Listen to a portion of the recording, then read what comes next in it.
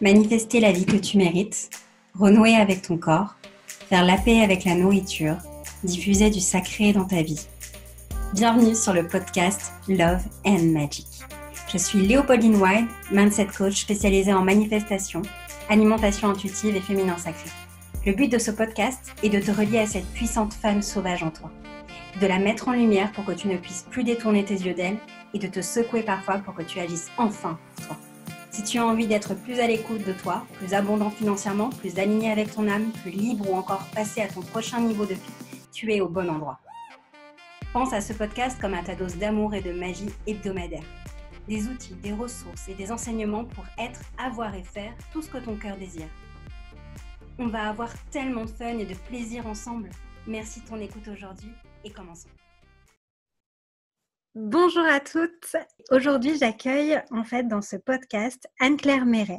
Donc Anne-Claire Méret, c'est une coach pour les entrepreneurs en relation d'aide, mais c'est aussi une auteure de 8 livres publiés, dont La naturopathie pour les nuls, Raclette et brocoli ou encore Le miracle du jeûne et plein d'autres. C'est aussi une créatrice et co-créatrice inspirante de programmes dont Écrire et être publié. Et elle se décrit souvent comme une fervente activiste de l'amour et plein d'autres choses que vous pourrez découvrir aujourd'hui notamment. Bonjour Anne-Claire. Bonjour Léopoldine. Coucou, merci pour ton invitation. Merci à toi, je suis super ravie de t'avoir sur ce podcast aujourd'hui et j'ai vraiment hâte d'entamer cette interview avec toi. Est-ce qu'il y a des choses que tu souhaiterais compléter par rapport à cette présentation ? Bon, écoute, je suis honorée. Merci pour cette jolie présentation. Non, tout est juste. Voilà, j'habite à Paris et ailleurs. On était justement en train d'en parler juste avant qu'on lance la machine. Donc, j'ai des événements à Paris et puis à l'étranger, notamment en Asie, en Thaïlande. Justement, par rapport à tout ça, donc aujourd'hui, je t'accueille principalement pour l'archétype de la muse. Et à travers ça, je pense que je ne suis pas la seule à me poser la question. Comment tu en es arrivée à créer cette vie qui nous inspire toutes, tous, tant en fait, aujourd'hui ? J'ai suivi le lapin blanc. Tu sais, un peu Alice au pays des merveilles. J'adore, ouais. J'ai suivi ce qui me faisait vibrer, un peu par la force des choses, parce que la vie m'a obligée à me mettre sur le chemin. Je dirais que peut-être ça a commencé, en tout cas plus fortement, avec la naturopathie, que j'ai découvert parce que je souffrais de problèmes de sommeil très importants. Et donc, c'est en suivant cette route-là, c'est-à-dire de trouver des solutions pour me guérir, que j'ai trouvé des choses qui me faisaient vibrer et qui sonnaient vraies pour moi. Et petit à petit, j'ai déroulé le fil. Et puis, en fait, je ne savais pas, mais en fait, c'est comme ça que ça fonctionne. Hein. On fait des sauts de puce vers des choses qui nous plaisent de plus en plus. Et c'est comme ça qu'après, on trouve une vie qui est beaucoup plus alignée avec nous si on s'autorise à le faire. Si on s'autorise à le faire. Voilà, waouh. C'est une belle phrase à retenir. Je pense que c'est même très important. Si on s'autorise à le faire, c'est puissant. Qu'est-ce que tu penses d'allier à la fois la créatrice en nous et la femme entrepreneuse ? Alors, je pense que les deux sont tout à fait compatibles. Simplement, l'entrepreneuriat, ça vient avec le temps. C'est quelque chose qui vient parce qu'on y met des efforts, d'apprendre à comprendre comment ça fonctionne, de gérer une entreprise et puis de s'autoriser à faire grandir l'entreprise, etc. avec des étapes. Pour moi, ça n'a pas été une évidence parce que j'avais pas d'entrepreneur autour de moi. D'ailleurs, j'ai planté 2 boîtes avant que celle-ci fonctionne, hein, quand même, j'aimerais le dire. J'ai eu une URL il y a 6 ans ou quelque chose comme ça. Je faisais du conseil pour des sites de rencontres et je l'ai planté. Et j'ai eu une SAS avec des associés où on a créé un site de rencontres tous ensemble parce qu'avant, je travaillais dans la rencontre. Et on s'est planté. Et donc, ces 2 aventures-là m'ont laissé des bleus. Ça a été difficile. Mais après, la 3e, ça a été mon aventure de faire du conseil en santé naturelle et puis du conseil en communication autour de la santé naturelle. Et là, ça a marché. J'ai appris sur le tas à être entrepreneur. Mais être créatrice, je trouve que ça vient d'un autre espace en nous, qui est plus d'un espace du cœur, des tripes, de tout ça. Et être entrepreneur, je pense que ça vient avec le temps, avec les expériences, avec les conseils d'autres entrepreneurs, etc. Donc, en fait, être créatrice, c'est quelque chose qu'on a déjà en nous, si je comprends bien. Et être entrepreneur, c'est quelque chose qui va s'apprendre au fur et à mesure, en fait, qu'on va pouvoir acquérir. C'est des compétences de communication, de choses comme ça. Mm-hmm. Et moi, par exemple, j'étais entourée de fonctionnaires dans ma vie. Dans ma jeune vie, j'étais entourée de fonctionnaires. Donc, déjà, travailler dans le milieu privé, c'était déjà quelque chose. Et en plus, être entrepreneur, c'est carrément, tu vois, c'est un gap, être entrepreneur. Mais il y a des gens qui nous écoutent qui sont peut-être déjà baignés par des familles d'entrepreneurs ou qui ont des amis entrepreneurs.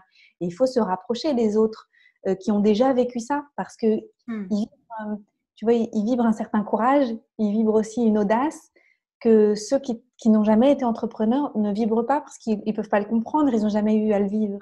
Et aujourd'hui, on va parler des archétypes et Oui. c'est important aussi peut-être que je souligne que je me suis beaucoup nourrie d'archétypes féminins qui sont ambitieuses et qui ont du succès, comme je suis une grande fan d'Oprah depuis très longtemps. Et donc, je la suivais tu vois, sur Internet et tout ça. Donc, merci à cette époque que nous vivons où nous avons accès à l'information absolument partout. C'est génial. Et pouvoir me connecter à des femmes comme ça qui sont, tu vois, qui ont de la puissance, qui s'autorisent à réussir et tout ça, et ben, ça m'a aussi aidée parce qu'autour de moi, localement, ben voilà, c'était des femmes employées. C'était pas des femmes, tu vois, qui osaient aller créer quelque chose dans le monde. Donc, c'est beau de pouvoir se connecter à ça. C'est même important d'avoir cette énergie-là et de pouvoir s'y connecter. En fait, on a la chance, comme tu le dis aujourd'hui, de pouvoir le faire. Et puis, on peut se connecter aussi à des personnes merveilleuses comme toi, en France, parce qu'on a besoin aussi de personnes françaises. Donc, du coup, est-ce que tu es d'accord pour qu'on plonge directement dans l'archétype de la muse ? Allons-y. Quand je te parle de l'archétype de la muse, qu'est-ce que, pour toi, en fait, ça évoque ? Qu'est-ce qui te vient ? Pour moi, tout de suite, quand tu m'as dit muse, j'ai pensé créativité. J'ai pensé aussi une certaine forme de fertilité, mais qui n'est pas forcément en lien avec la maternité. Fertilité juste par qui elle est, il y a des choses qui naissent. Tout à fait. Ça me parle beaucoup pour la créative. On crée tout. Quand on crée quelque chose, on le met au monde. Enfin, en tout cas, on le met dans le monde, on l'offre. À travers l'archétype de la muse, c'est un peu la créatrice, justement, et aussi l'inspirante. Parce que finalement, quand on crée, on peut inspirer les autres et en faire autant. Je ne sais pas si tu vois ça comme ça aussi. Oh si, c'est contagieux. C'est la bonne contagion. Mais oui, et c'est aussi pour ça que je t'avais invitée sur ce podcast, c'est parce que je vois en fait beaucoup de personnes qui te trouvent inspirante. Et l'inspiration vient du fait que tu t'autorises peut-être aussi à créer des choses. Oui, je me rends compte que je fais cet effet-là et merci aux gens qui sont venus me le dire parce que je ne me rendais pas forcément compte. Et je crois qu'il y a quelque chose qui est de l'ordre de... C'est comme si j'autorisais la vie à circuler en moi et donc du coup, je me mets au service de cette vie qui circule en moi en créant des choses. Tu vois, je vais avoir une idée parce que c'est pas moi qui ai eu l'idée, c'est pas moi la petite Anne-Claire. Enfin, petite dans le sens la personne, c'est parce que la grande vie a circulé en moi et j'ai pu me saisir d'une idée et j'ai pu lui donner vie à cette idée qui venait de la grande vie avec un grand V, de l'énergie de vie. C'est comme si le fait que moi je m'autorise à le faire, les gens autour de moi s'autorisent plus à le faire parce qu'ils me sentent vivant, ils se disent moi aussi, je veux aussi vibrer ça et être aussi vivant et aussi m'autoriser à me saisir de l'énergie de vie et à en faire quelque chose. Ça se ressent en fait dans ce que tu fais, dans ce que tu crées et dans ce que tu dis. Ça me plaît beaucoup cette idée de se mettre au service d'eux en fait. Parce que peut-être ça parlera à nombreuses d'entre nous aujourd'hui dans le podcast. C'est essentiel. Et on a tous accès, toutes et tous accès. Simplement, on ne voit pas parce qu'on est pollué par beaucoup de choses qui empêchent la vie de passer. C'est-à-dire que si j'ai trop de pensées, si j'ai trop de limitations que je me suis imposées, alors ça obstrue le passage de la vie en fait. C'est juste ça. Plus on a détoxifié son système, plus la vie peut s'autoriser à passer ou plus on peut autoriser la vie à passer. Et c'est plus libre en fait, le chemin est plus libre. Notre travail principal, ce serait d'arriver à dépolluer pour pouvoir recevoir en fait. Exactement.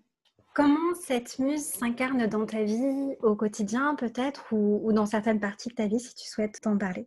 J'ai un ami, je vais le citer, François-Marie, qui lui est un vrai artiste pour le coup. Et il fait des vidéos, il était journaliste, etc. Il a écrit plein de livres. On a passé pas mal de temps ensemble à une période où j'étais au chômage il y a quelques années.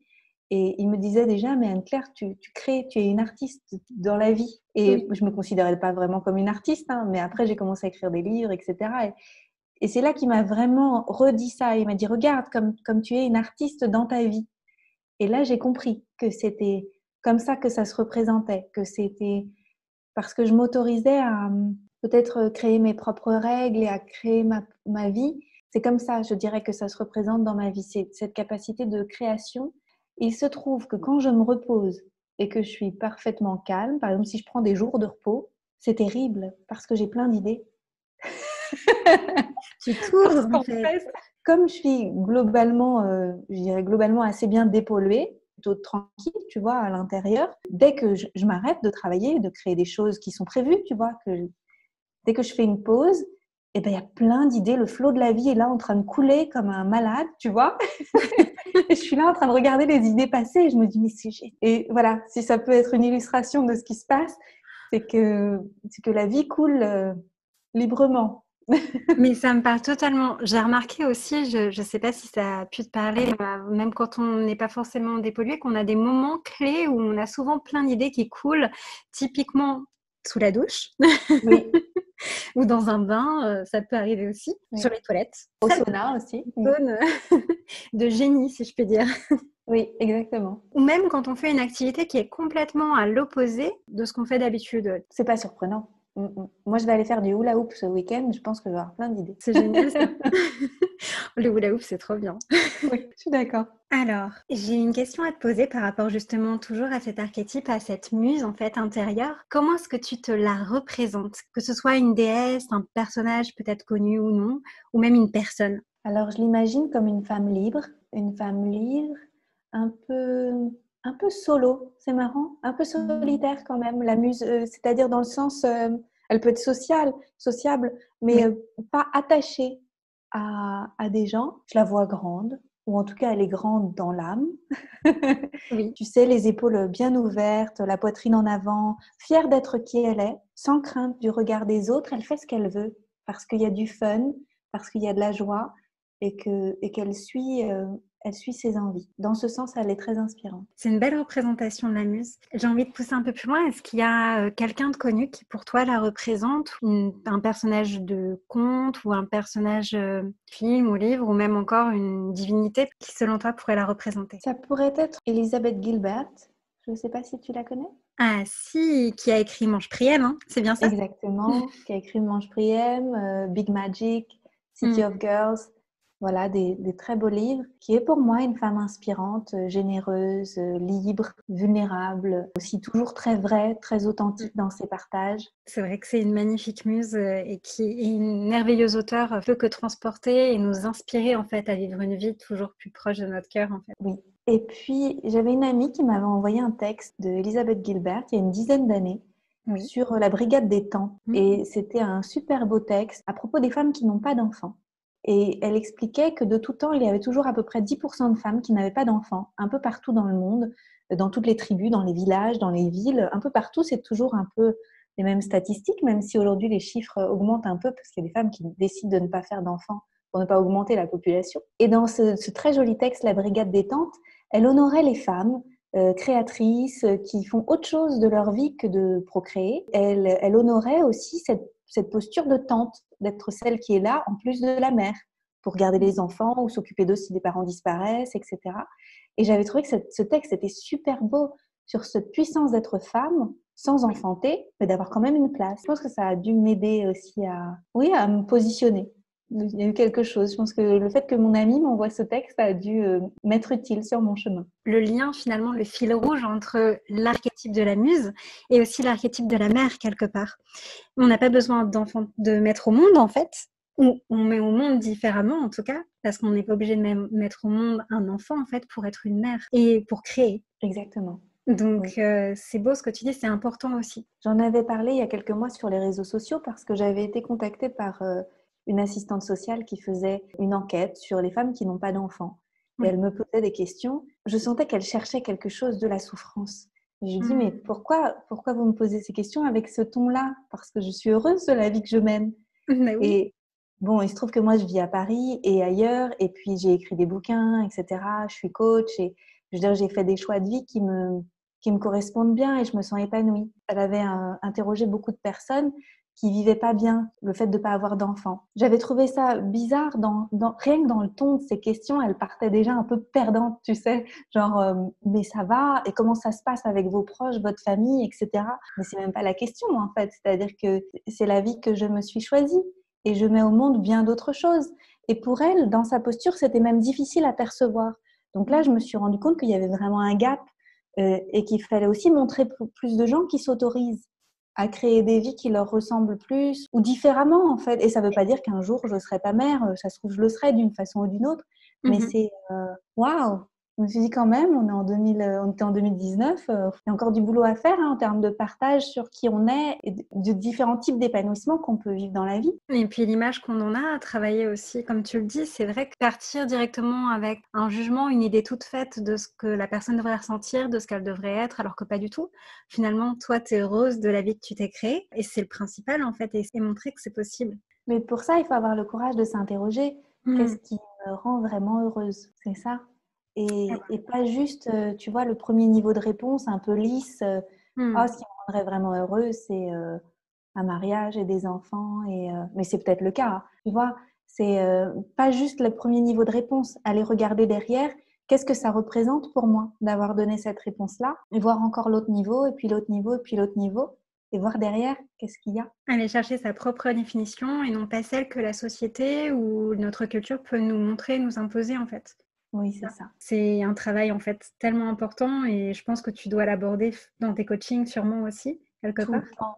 Rien que tout à l'heure, j'étais avec une personne et j'ai cité mon amie Mathilde Vaccaro qui dit qu'on a tous en nous un juge intérieur qui fait le travail bête et méchant d'appliquer les lois. Sauf qu'il applique des lois qu'on n'a pas écrites. Il applique des lois qu'on a récupérées ailleurs, de notre mère, de notre père, de la société, d'un ami qui nous veut du bien. Oui. Et du coup, notre boulot, c'est de mettre des choses qui nous correspondent plus en face de ces lois. Je vais donner un exemple. Je dois choisir une formation qui est reconnue parce que c'est sérieux. Et donc, le juge intérieur, du coup, qui voulait appliquer cette loi, c'était, bon, bah, tu dois choisir une formation qui est reconnue parce que c'est sérieux. Mais en vrai, la loi qu'elle aimerait bien appliquer, c'est, je veux choisir la formation qui me fait vibrer, qu'elle soit reconnue ou pas, parce que je vais gagner en compétences et ma personnalité va se transformer et je serai une meilleure accompagnante d'avoir fait la formation qui me fait vraiment vibrer. Tout à fait. C'est tout un travail de réécrire dans notre code pénal à l'intérieur les lois qui nous correspondent à nous pour que notre juge intérieur puisse les appliquer. Mais pour ça, encore faut-il vouloir mettre de la conscience dessus et y mettre un peu de lumière et dire « Ah, oh là là, celle-là, c'est pas moi qui l'ai écrite. Je l'ai entendue quelque part, je l'ai récupérée, mais elle me convient pas. » C'est faire un choix en fait. Avoir Oui. la volonté et faire un choix. C'est courageux, c'est du courage. C'est comme tu disais, avoir le courage de faire le choix, d'aller faire le travail. La vie nous récompense toujours. Sur ce chemin, je me suis rendu compte que, au début, moi, je me suis lancée, j'ai eu la chance de m'être lancée sans avoir trop d'attente. Parce que, par exemple, je vais reprendre le cas de la naturopathie. Je me suis lancée dans une formation en naturopathie parce que, ayant guéri mes problèmes de sommeil, ça m'avait fait tellement de bien que je l'ai fait, pas pour une reconversion professionnelle, je l'ai fait parce que c'était bon pour moi. La vie m'a remerciée en me mettant sur le chemin de quelqu'un qui voulait écrire un livre. Et puis finalement, ce livre avec la personne, c'est pas fait, mais comme j'avais rencontré un éditeur, après j'ai eu l'occasion d'écrire la naturopathie pour les nuls. Et puis ça a été lancé pour moi. Il y a eu un truc, voilà, ça s'est passé comme ça. Et à chaque fois que j'ai suivi mon cœur pour faire quelque chose où j'avais pas forcément d'attente particulière, mais où ça vibrait fort, en face, il y a eu de la réponse. Tu vois, il y a eu quelque chose qui s'est passé. C'est parce que moi, j'ai dit oui à quelque chose que derrière, la vie m'a montré, oh, regarde, tiens, il y avait un truc pour toi. C'est magique en fait, quelque part. Tu suis le fil rouge que tu sens à l'intérieur de toi vibrer, comme tu dis, vibrer fort, qui t'appelle en fait, même si tu sais pas pourquoi, Oui. fondamentalement. Et puis en le suivant, bah, ça se met en place. Je crois que c'est Woody Allen qui dit, alors je ne me rappelle plus exactement de la phrase, 80% du succès dans la vie, c'est showing up, c'est montrer qu'on est là et effectivement être là, quoi, faire des trucs, avancer, et c'est tout. Et après, on fait ça, on show up, et après, la vie, elle répond et il se passe des trucs. Mais souvent, on ne s'autorise pas à passer cette étape-là, en fait. On reste un peu En retrait. Complètement. Au final, comme tu le disais au début, et je pense que c'est important de le souligner aussi, ça ne veut pas dire qu'il n'y aura pas de raté en fait, et qu'on n'en apprendra pas, et qu'on ne se relèvera pas, et qu'on ne tentera pas autre chose. Se montrer, c'est aussi quelque part vulnérable dans le sens, c'est aussi accepter que ça ne va pas forcément marcher, et recommencer, et retenter quand même en fait, c'est ça? Exactement. Il y a pas d'échec. Moi, j'aime bien dire ça aussi. Tout à fait. Il n'y a pas d'échec. Dans tous les cas, on apprend des choses. Des choses qui marchent plus ou moins bien, mais on se sera toujours nourri de quelque chose sur le chemin. Tout en ayant du fun. Oui, exactement. Tout en ayant du fun parce qu'on a choisi que des choses qui nous faisaient vibrer. C'est ça. C'est comme un jeu vidéo. On s'amuse, ça peut arriver de perdre jusqu'à temps qu'on finisse par trouver comment ça fonctionne pour nous. Oui, c'est ça. Oui. Tu sais, quand j'ai préparé ma retraite, parce que j'ai fait une retraite en janvier, et je cherchais comment j'allais expliquer ça le jour 4, comment on peut changer de perspective vis-à-vis des choses qui nous arrivent, qui sont un peu difficiles. Parce que c'était une retraite sur comment préparer l'année 2020. Et j'écoutais un un audio d'une personnalité inspirante, je ne sais plus, sur Mind Valley ou quelque chose comme ça. Et le monsieur disait qu'on devrait plus aborder la vie comme si nous étions des ingénieurs. Parce qu'un ingénieur, on lui donne un terrain, par exemple, et sur ce terrain, il va y avoir des dénivelés, des bosses, tu vois, des trous, etc. Et puis d'un côté, il va y avoir trop d'eau, et puis d'un côté, il va y avoir pas assez d'eau et tout ça. Et puis il doit construire quelque chose sur le terrain. Tu vois, il va le faire. Il va trouver une solution pour que ça fonctionne. Et nous, notre façon dont nous abordons la vie, on est toujours en train de, tu sais, de râler et de se dire mais c'est trop compliqué parce que là, il n'y a pas d'eau. Comment je fais? Il n'y a pas d'eau. Tu sais Ou Oui, alors, ou là, il y a un gros trou. Alors, je ne sais pas comment je vais le faire, comment je vais le passer, ce gros trou. Ou là, il y a on une a un montagne. problème. Oui, c'est ça, en fait. On ne voit que les problèmes. On ne voit pas du tout la vie comme des ingénieurs, en fait, en général. C'est vrai. Alors, en fait, la vie, elle va toujours nous emmener des difficultés, des choses à contourner, des solutions à trouver. Et il n'y a que comme ça qu'on trouve qu'on a des ressources. Sinon, on ne se percevrait jamais qu'il y a des ressources. Donc, c'est vraiment un changement de mentalité. Changer sa façon de percevoir les choses. Et ça, ce que tu me dis, ça me rappelle une phrase de Marie Forleo, en fait. Donc, en anglais, c'est Everything is figuratable. Et donc, Oui, du coup, je le traduirais comme tout est solutionnable, en fait. oui. Et c'est une belle Même- muse aussi, Marie. Elle a tellement de pépites. Oui. C'est vrai que tu nous as déjà parlé pas mal d'histoires justement par rapport à cette muse. Est-ce que tu en aurais une autre ou une découverte, une exploration à partager par rapport justement à... Là, comme ça, il y a quelque chose qui me vient en tête, mais je n'ai pas un exemple précis. La muse, par sa simple présence, et il y a quelque chose en lien avec sa présence. Comme elle s'autorise à rayonner, à vibrer, et qu'elle est présente, elle est puissante, il y a de la puissance dans sa présence, Oui, mais pas en force, tu vois, elle est tranquille. Du coup, elle inspire aussi les autres à être plus présents. En ça, il y a beaucoup de spiritualité, en fait, dans l'incarnation de la muse. Oui, elle est ici et maintenant, présente. j'aime beaucoup ce que tu dis. Elle va donc inspirer les autres et quelque part élever en fait leur vibration à travers sa présence. C'est ça. Je pense que c'est ça. C'est pour ça les muses qui ont attiré les peintres, etc. Mm. C'était ou qui ont inspiré les poètes. Ça me fait penser à Shakespeare in Love, Ah le film oui. où Shakespeare, Ralph Fiennes, et il écrit ses scripts Mm. pour ses Pour les pièces, pièces. et il est inspiré à chaque fois par une nouvelle muse où il se dit oh là là. Ça y est, j'ai trouvé, j'ai trouvé. Mais c'est que lui, ça lui permet d'accéder à une autre présence en lui, en fait, à ouvrir de nouvelles portes en lui, en présence de cette femme-là. Complètement part divine ou une part de la vie avec un grand V et se refléter en chacun de nous. Et finalement, l'autre est un peu ce miroir-là de cet aspect, cette petite parcelle d'étincelle divine, en fait, d'étincelle magique de vie en nous. Exactement, Mhm. c'est ça. C'est une merveilleuse piste d'exploration et d'éclairage. Merci Anne-Claire.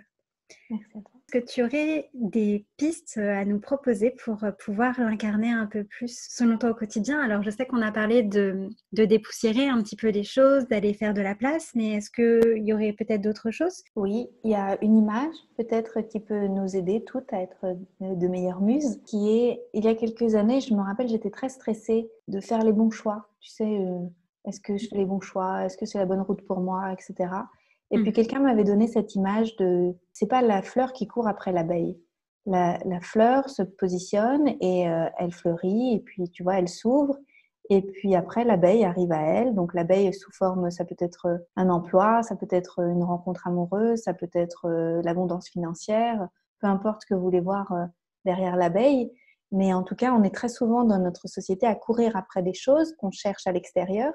Oui. Mais en réalité, si on se concentrait un peu plus à renforcer notre tige de fleurs et à y faire couler la sève et à s'ouvrir correctement parce qu'on s'est bien nourri, parce qu'on s'est bien, tu vois, on s'est bien mis au soleil, on s'est bien nourri et on s'est bien ouvert, on pourrait mieux attirer à nous des choses qui vibrent fort. Et pour ça, il faut s'autoriser à être la plus belle fleur qu'on puisse être. J'aurais envie de nous dire, je me le dis aussi en même temps, hein, vraiment faire les choix qui nous font du bien et continuer de prendre soin de nous et de nous écouter, de vivre le lapin blanc d'Alice pour faire ce qui nous fait vibrer et à devenir les plus belles fleurs possibles et à créer tout ensemble un magnifique jardin de fleurs pour attirer à nous les bonnes choses et que ce soit pas toujours nous qui allions vers l'extérieur, tu sais, où finalement le féminin aujourd'hui est très masculin. Ça, franchement, moi aussi, je me rends compte. Je suis quand même encore beaucoup tournée vers l'extérieur.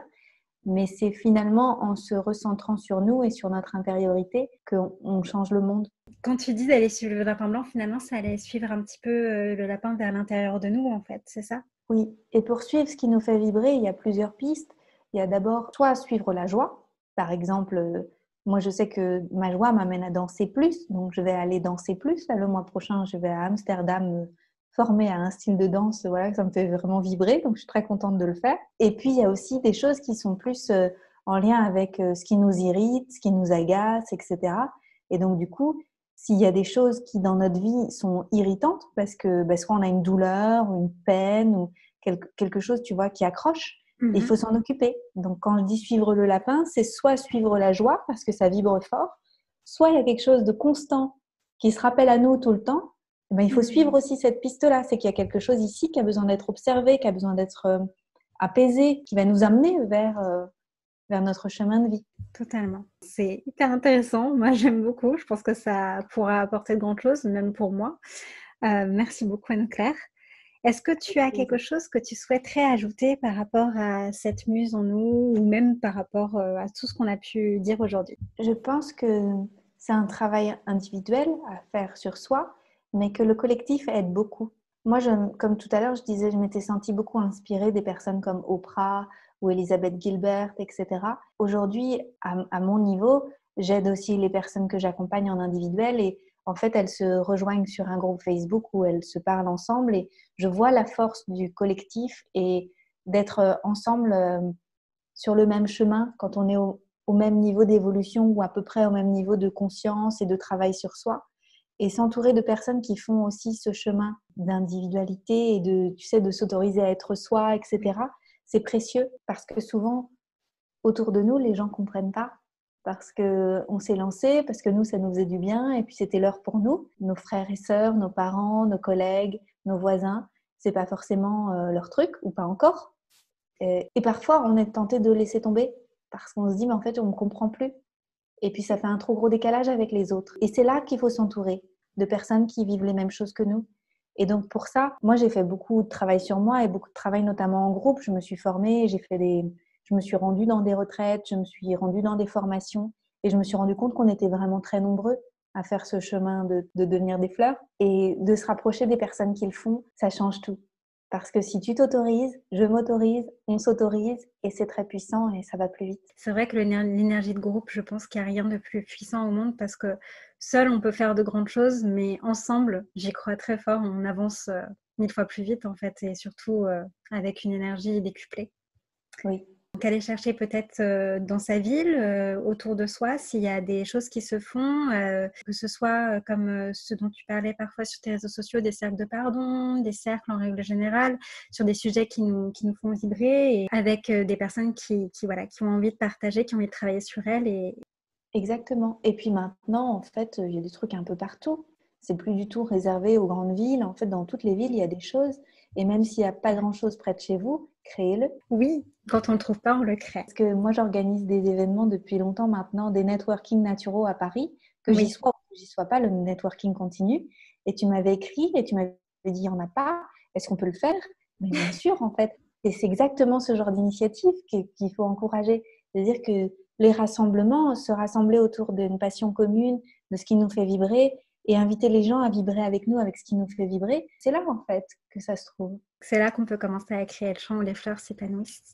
Oui, c'est ça. Merci Anne-Claire. Mais je pense que ça, c'est important de l'entendre aussi, de ne pas rester seule. Parce que souvent, effectivement, comme tu le dis, que ce soit nos proches, nos familles, nos amis, notre entourage, nos collègues aussi, ou même notre conjoint, conjointe, et on va avoir tendance à penser que on est seul sur cette voie-là, alors que c'est pas vrai. Je pense qu'on est de plus en plus justement à essayer, enfin même pas à essayer, à s'épanouir, Oui. pétale après pétale. Et puis, où est-ce qu'on peut te trouver justement sur la toile, si on veut en savoir plus sur toi ou aller plus loin avec toi qu'aujourd'hui? Alors, on peut me trouver sur Instagram où je suis assez présente et puis sur Facebook aussi. Et je crée pas mal d'événements. Donc, j'en aurai cette année, là, j'en aurai pas mal en septembre-octobre à Paris.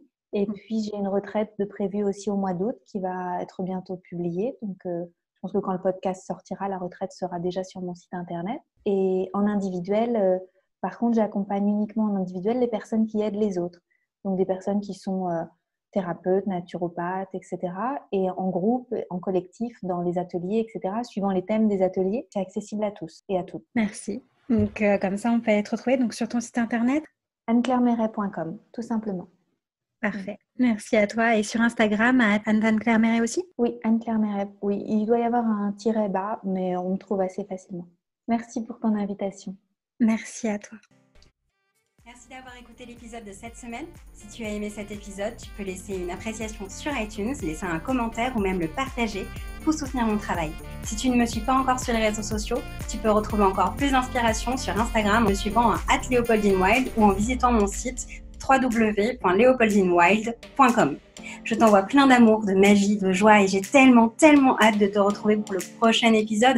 Entre-temps, n'oublie pas que ta vie n'attend que toi. Suis ton cœur, il connaît le chemin.